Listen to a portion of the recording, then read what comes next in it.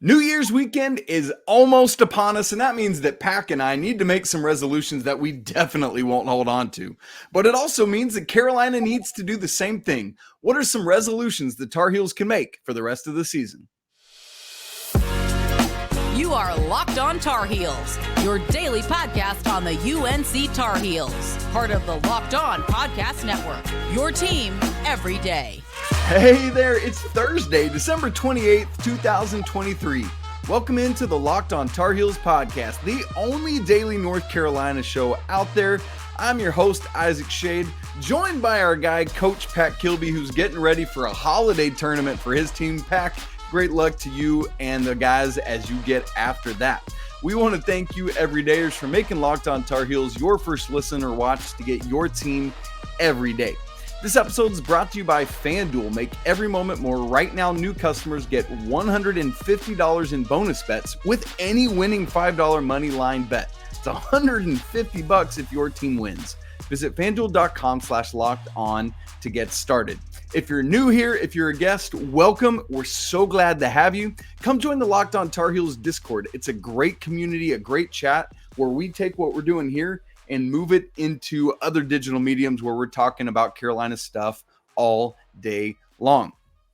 By the way, it's the day right now. It's the day after Carolina's bowl game. If you've been with us this week, you know that I'm actually out of town right now. So Pack and I have pre-recorded this episode. So we will not be discussing Carolina's probable hopeful victory last night in the Duke's Mayo Bowl over West Virginia. If they lost, then we're all sad right now, and that's a different story. So, but when I get back from my surprise trip that my wife planned for us, I'll fill you in on that, and we'll talk about it and break it down. Coming up on the show today, though, Pack and I are going to each make some New Year's resolutions for the Tar Heels. What do they need to do as we get into conference play? So we've each got 3. We'll each take 1 per segment. So Pack, you ready to get into this thing? Oh, yeah. Love it, folks. Let's dive right in. Pack, why don't you start us off? Give us your first New Year's resolution for the Tar Heels. All right. Number 1 resolution for me is that Carolina resolves to rebound the basketball better than they have thus far into the season. So just some numbers to kind of set this up. Our last 3 games have been the 3 lowest offensive rebound percentages of the season, including under 20% against Oklahoma. Prior to those games, UNC had been out-rebounded by 1, but now have been out-rebounded in 3 straight by 10, 10, and 7. Eesh. Okay, so that's got me thinking, all right, let's compare this team to our last championship run. So currently we average 37.7 rebounds and allow 35.3. 2016-17 squad averaged 43.7 rebounds per game and only allowed 31.4. Wow. So you can see there's a massive difference there. And it's not that I expect this team to be the 2016-17 team. I know that there's differences in personnel. There's just differences in the way the game's played, even in just this 6-7 year span from that last championship run. But what I do expect is for us to be better on the boards, and we just haven't been thus far, and that needs to be something that Carolina resolves to do better heading into ACC play. Yeah, Pack, I really like this. It's funny, my first resolution is actually kind of going to dovetail with that, but how much of a factor do you think, you talked about personnel change, how much of a different factor do you think it is because of lineup style changes? Because obviously that 16-17 team was trotting out Kennedy Meeks and Isaiah Hicks in the starting lineup. Yeah, that's definitely a huge factor. You know, we're obviously smaller now than we were then. But, you know, also what factors into that is how we play with this style, the way that we switch. And at times, you know, there's Elliot, Cadeau, or RJ Davis guarding their 4-man. And so obviously we're at a disadvantage when it comes to rebounding the basketball. But I understand that, you know, so I'm not, that's why I say I'm not expecting us to be 2016-17. Sure. But a lot of rebounding isn't just scheme and things of that nature. It's just effort, heart, hustle, desire. And so this team does have that, you know, more than we've had in the last couple of years, but we've got to have more of it as it pertains to rebounding. So do you think, if you had to answer, let's say you're Hubert Davis, do you think the advantage gained by switching all the screening action is more important than winning the rebounding battle? Oof, that's Does that tough. make sense what I'm asking? Yeah, it does. I don't think that there's more advantage in switching as opposed to keeping our matchups. That's just personal preference. Sometimes I think our switches feel a little lazy. It's just like it's not really with a purpose. It's just switch for switching purposes, or switch for switching sake. We're just Yeah, kind of going through the motions. We're not really getting after it. We're not switching into a deny and pushing people out of their offense. And I don't know. It just feels a little lazy at times. And I want to be the first to say I have called for us to mix it up defensively and switch more. But I want it to be in a way that it's not all the time. It's just sometimes to throw people out of their rhythm and throw people off. But I like personally to keep our matchups. That way, when we put Cormac on somebody, Cormac's staying on him. He's not just starting on him and then they switch him off and they get a mismatch. And, so that's just personal preference. But I do think it affects the way we rebound the ball. That's a great point. I mean, think back to last year. It's kind of like if you're just letting Leaky get switched off on whoever instead of demanding that he continues to guard the opponent's main 1 through 4 player that he's been assigned to. That's kind of what we're talking about. And I like you, Pac, making the differentiation there between the intentional, purposeful kind of way you switch rather than just switch, just going through the motions of it. I think about how hard Virginia hedges or how hard Virginia double teams when they're guarding screening action. And that's the kind of thing you want to see. It's like whatever ball screen defense you're going to do, let's see it done with purpose and intentionality. Absolutely. Because, otherwise, what are we switching for? To give the other team an advantage? It sometimes just feels very lazy. So I'd like to see us, if we're going to stick with that, that's fine. We just got to raise our intensity level. Not just in the way we switch, but also in the way we battle for rebounds. Okay, my first New Year's resolution is from Mr. Armando Bacot. And Armando says this, quote, I resolve to get 15 double-doubles in my team's final 20 regular season games, end quote. Armando didn't actually say that. I'm just quoting it. I'm making it up. Armando has 5 double-doubles in Carolina's first 11 games this season. That's under 50%, and that's not at all what we expected from him, particularly knowing what we just said about this not being a great rebounding team. Pac, I would expect Armando to be gobbling up rebounds like oxygen or water or something. So when I'm asking for 15 double-doubles in the remaining 20 regular season games, I want to take that percentage up to him getting a double-double in 75% of Carolina's games. Now, obviously, with double-doubles, it's not just about the rebounding. It's about scoring, too. Or, technically, you could do it with any stat, but Armando's not getting double-doubles with assists over here. Let's just be honest with that. On the scoring side of things, this is about Armando's teammates getting him the ball, and not just getting him the ball, but getting him the ball at the right place, at the right time, and in the right ways, right? Those are important things. What does that entry pass look like? When does the entry pass come? What kind of angle are they taking? That's what Elliot is so good at doing. Elliot Cadeau is getting it in that shooting pocket where RJ needs it, that kind of thing. That's what we're talking about. Quite frankly, between points and rebounds with these double-doubles, I'm more okay with him not having double-digit rebounds if he's not going to do it, if and only if the team is doing what you just talked about in your resolution, Pac, that it's like the only reason Armando isn't getting double-digit rebounds is because everyone's fighting over getting these rebounds, and they're actually securing them to finish off defensive possessions with a rebound. If that's not happening, I need my man Armando to be regularly locking down 15 and 20 or 20 and 20 or 20 and 15. That's the kind of production we need from him. And I know there's this argument right now of well, look at what RJ's doing. So naturally, Armando's not going to be getting those numbers. Why can't they both eat in massive big ways like that? They absolutely can. I need to see that happen. We're going to see what happens with Charleston Southern tomorrow night on Friday. But then you got these 19 ACC games, and Armando has to step up to that challenge. Let me ask you this. Do you think – I know you kind of just touched on it with RJ kind of made – some people's perception is he's eating into his points and things of that nature. The way this team is laid out this year, and, given that Armando's numbers aren't probably what we expected them to be going into the year, do you think that that's going to become the norm because of RJ and Harrison Ingram and Cormac Ryan, just the improved overall play of the team? Do you think that's going to hurt Armando's numbers? That's a great question, Pac. This is something I've wrestled a lot with in the past several weeks. Like, is this what it is?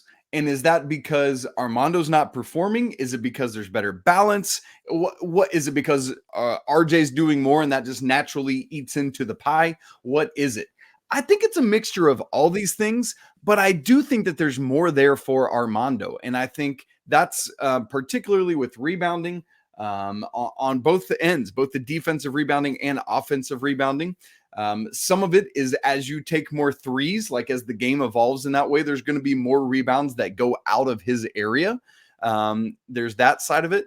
But I do think in terms of scoring, I think that Carolina can and should do a better and more intentional job of getting him the ball in position to score and then trusting that he'll make the right decision of whether to shoot or whether to pass and find a teammate in the right spot, keep the ball moving as it needs. So, Pac, that's a great question that I think there are multiple factors that factor into the answer. Yeah, I agree with you. I think there's a lot of factors going on there, but I absolutely believe there's more out there for Armando to get, even if it's of his own doing, offensive rebounds, putbacks, getting to the free throw line, those things are there for the taking. Don't know one way or the other. I'm not sold that he's 100% healthy right now. Yeah. So hopefully this little break has been good for him. He can get back on the right track because we'll need, really solid, consistent play in ACC. All right, we got more resolutions to get to. Pac's got some thoughts about Mr. Zayden High, and I want to talk to the defense. We'll have those resolutions coming up in just a second. Right after I tell you that this episode of Locked On Tar Heels is brought to you by Gametime. Hey, maybe you missed out on last-minute Christmas gift for someone special. Well, good news. You're in luck with Gametime because now you can make it up to them by buying a last-minute ticket to a big-time upcoming conference game or maybe a CFP semifinal coming up this weekend. The fast and easy way to buy tickets for all the sports, music, comedy, and theater events near you is Gametime. With killer last-minute deals, all-in prices, views from your seat, and their best price guarantee, Gametime has exactly what you need. You shouldn't have to worry when you're buying tickets to your next big event. And thankfully, you don't have to because Gametime's got you. They've got deals on tickets right up to the start of the event. So take the guesswork out of buying your tickets with Gametime. Download their app, create an account, and use code LOCKEDONCollege for $20 off your first purchase. Again, create an account and redeem code LOCKEDONCollege for $20 off. Terms apply. Download Gametime today. Last-minute tickets, lowest price, guaranteed.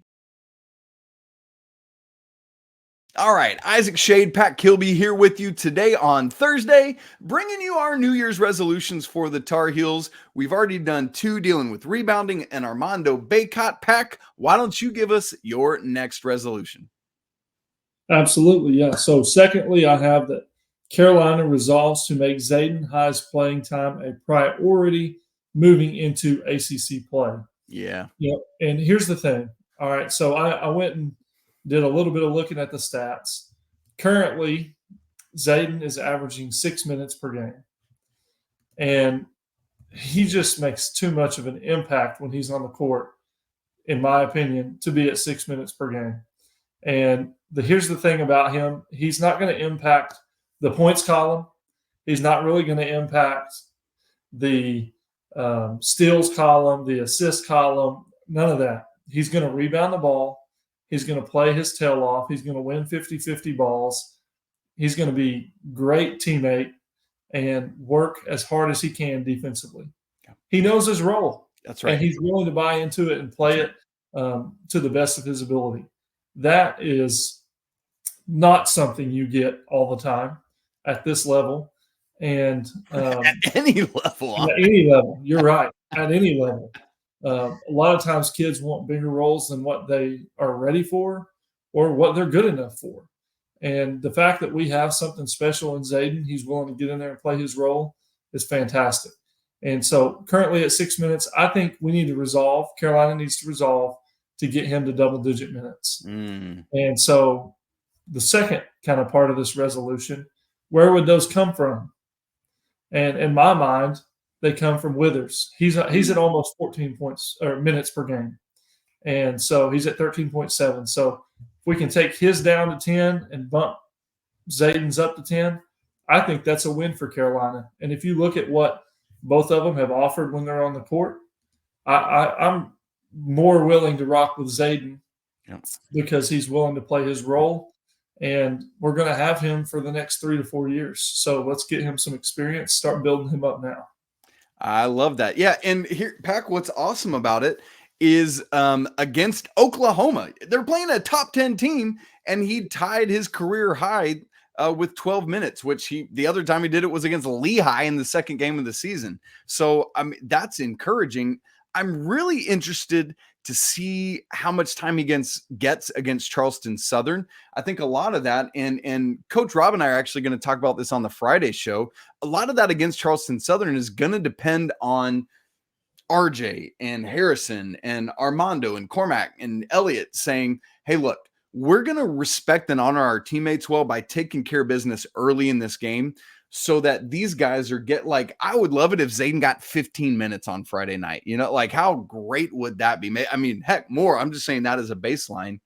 But then, Pac, critically, after that, we move into 19 games left. Every one of them is an ACC matchup. And as you and I have talked a lot about, the first 3 of which are all going to be on the road.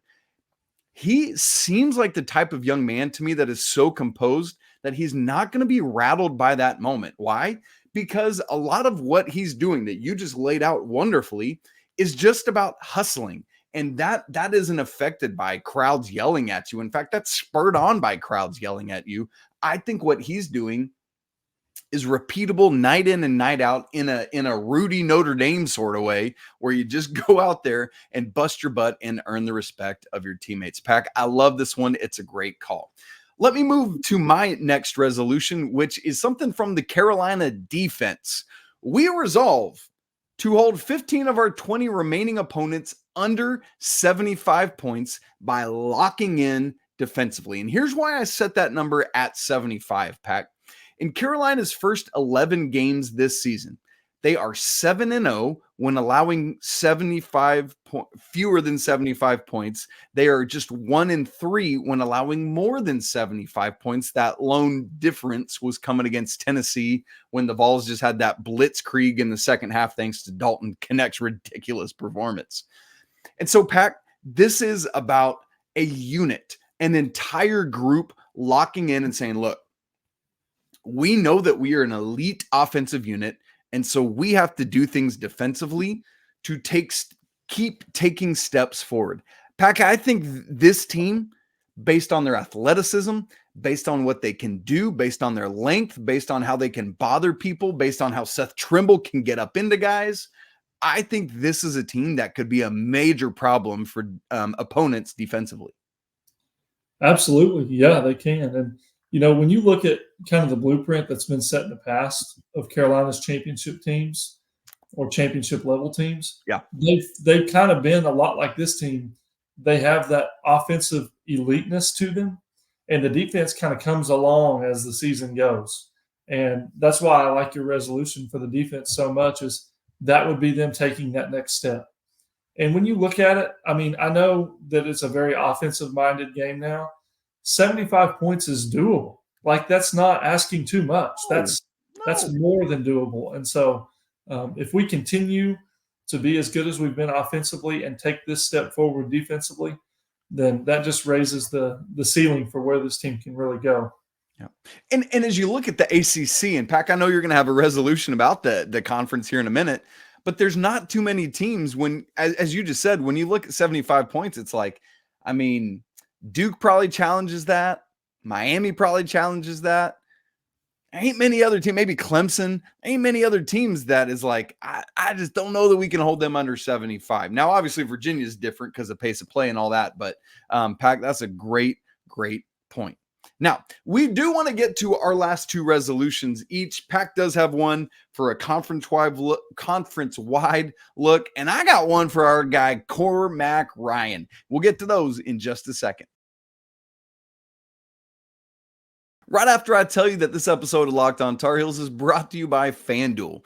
As the weather gets colder, the NFL offers stay hot on FanDuel. Right now, new customers get $150 in bonus bets with any winning $5 money line bet. That's $150 if your team wins. Maybe you've been thinking about joining FanDuel? Well, there's no better time to get in on the action than right now. Their app is super easy to use, and they've got a wide array of betting options, including spreads, player props, over-unders, and things like Final Four odds. How about this, Pack?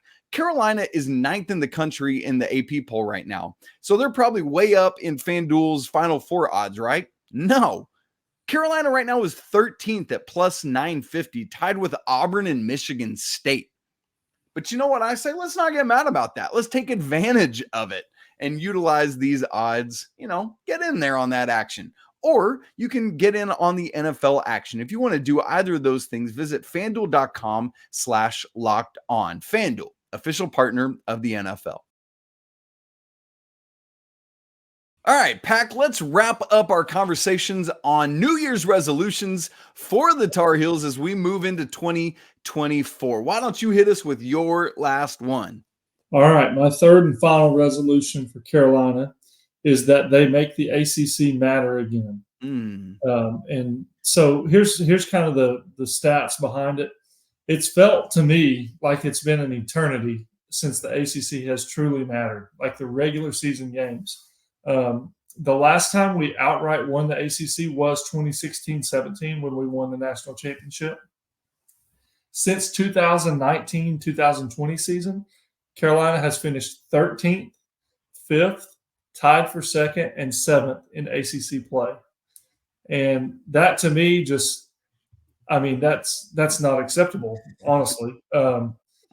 If we want this year to continue to be better and we want to continue to grow as a program, we got to get back to making the ACC matter again and really valuing this regular season, not just because I want to run the table in the ACC. I do, absolutely. But what does that do for our seeding purposes? How does that set us up in March? That's all obviously very important for that. And so I'd really like to see us value the ACC regular season this year and get, there's 20 conference games. We've already got one under our belt with Florida State. So we're sitting at 1-0. I would love for us to get 15, 16 conference wins. Mm-hmm. Pack, what's interesting about that, I don't think I had put all this math together until you were talking about it right there. But because the Tar Heels haven't won the conference outright since 16-17, that means they haven't won it since the ACC has moved to a 20-game schedule. So if the Tar Heels could do that, this would be the first time. Now, the schedule makers haven't done Carolina any favors because they've got to play the other best teams they don't have the opportunity to play the lowest teams, meaning Louisville and Notre Dame, just once each, whereas like Duke gets to play both of them twice and Georgia Tech twice. There's another one of the top teams, I can't remember which one, that has the same opportunity. And so Carolina is going to have to take care of business. They're going to earn this thing if they win the ACC, but it's also better from a resume standpoint. And so, Pack, I love this. I don't know about you. I care infinitely more about regular season championships than I do conference tournament championships, because to me, that is the mark of a better team rather than just a team that's hot for 3 straight days in mid-March or whatever. Now, you want to be a good tournament team, but the things that make a team get on that run in a conference tournament doesn't necessarily forebode to me what makes a team great in the NCAA tournament. So I want to see Carolina clicking as we get to that first weekend of March or so, as you round out the regular season, win that regular season title, whatever in the tournament, and then get on to the NCAA tournament. What about you? Which do you prefer between those? Well, regular season, I definitely prefer. It's consistency over time. And that is the hardest thing to achieve in sports, consistency over time. And so the ACC regular season matters more. And quite frankly, the ACC tournament, as much as I love to win it, when we win it, we don't ever do as well in the NCAA tournament. So I'll take like a semifinals appearance in the ACC tournament, and let's go win the whole thing in March.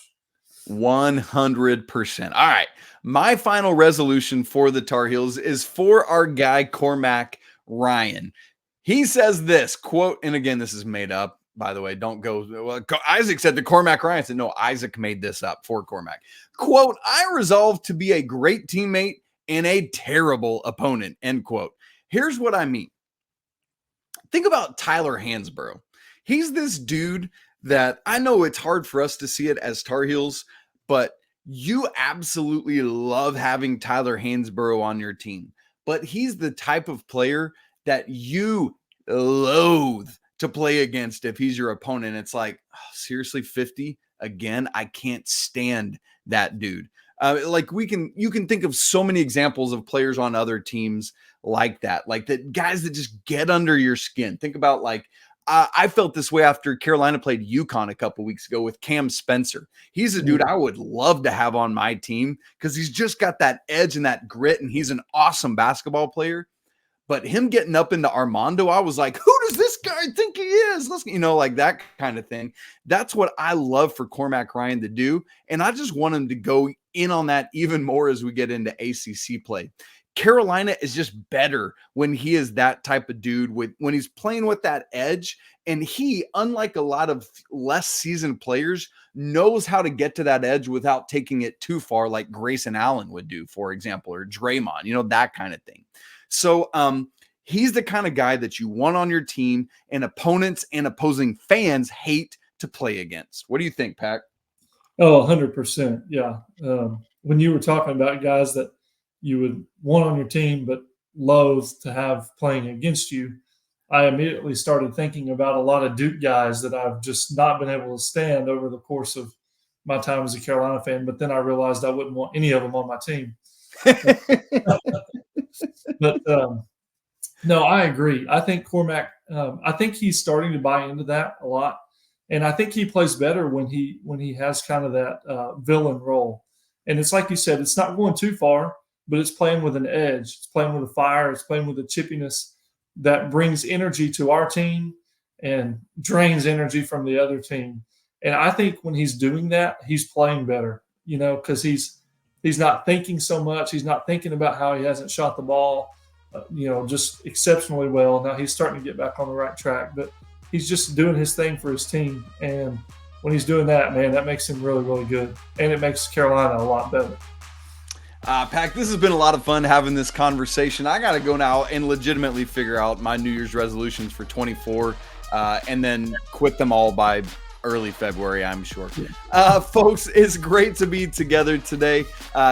Seriously, I hope you have a great New Year's weekend. We'll have a show for you tomorrow on Friday with me and Coach Rob. Going to be great. We'd love for you to hop in and join the Locked On Tar Heels Discord. Great conversation going on there all the time. Again, as always, the link for that is in the show notes. You can email us lockedontarheels@gmail.com. Don't forget to subscribe on video and audio formats. Smash the like button to let us know you're here. If you would, rate and review the show 5 stars. Let us know why you love Locked On Tar Heels. Want to remind you that it's always a great day to be a Tar Heel. We'll be right back with you tomorrow. But until then, peace.